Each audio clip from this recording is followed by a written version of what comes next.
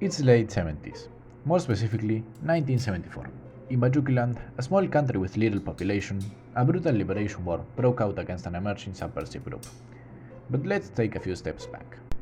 What the hell is Bajookieland? You probably never heard that name before, and I don't blame you. You see right there? That's Bajookieland, that miserable island in the north of Norway. With only around 10,000 inhabitants and 60,000 square kilometers, Bajookieland is one of the smallest countries in the world. But how did Bajookieland end up getting involved in the Cold War and fighting communist insurgents in their own land? Let's go back to 1953, with the death of Ryan Gosling. No wait, Ryan Goslingberg VII, the king who ruled Bajookieland in those times. His son, Ryan Goslingberg VIII, took his place in the crown and started ruling the islands. He embraced the ideas of anarcho-capitalism, and when he realized the current situation of the islands, a shelter for poor and drunk whale hunters, he took action. By the beginning of the 70s, the Bajookieland process of industrialization ended, but this only led to social inequality and the protests began. In this context of civil unrest and instability, a hardcore communist guerrilla group, cooped by the Soviet intelligence, aka KGB, took over one of the islands of the Bajookieland domain and proclaimed the sovereign commune of Bajookistan. And oh boy, that's when the things got spicy. On the left, we got the Bajookielandese Regular Army, aka BRA, supported by the USA. And in the right, we got the Armed Bajookistan People, ABP, supported by the USSR. In May 26 of 1974, the ABP launched an attack on the main island, taking the key port of Norfolk, and they kept advancing towards Bajookieland capital. But their advance was stopped by the late response of the Bajookieland army, so they retreated to Gosningberg. They entrenched and prepared for the imminent BRA counterstrike.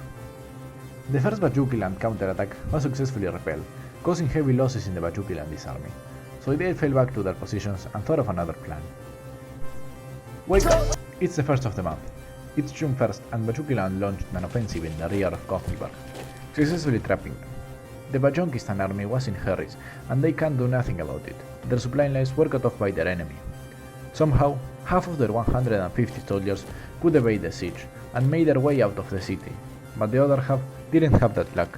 They kept fighting till the end, but the attrition due to the lack of supplies made them unable to keep fighting. They got captured and subsequently executed. The ABP retreated to the port and tried to defend it, but they didn't stand a chance against the number superiority of the Bajookielandese army, so they got squeezed out of the island. It's June 15th, and the Bajookistan people are prepared to defend every inch of the mainland at any cost. Women and children were mobilized too. The Bajookieland army launched an amphibious attack at 4 p.m. 400 men in boats sailed through the sea and disembarked on the coast. They made a fierce defense, but they managed to take the beach.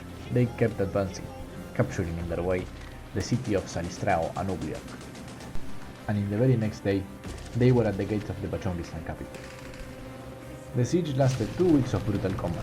Thousands of men, women and children died during this battle. But in July 2nd, Bajookieland took the control of the Bajookistan capital. With about 1,200 dead and 800 wounded between soldiers and civilians, the war was finally over.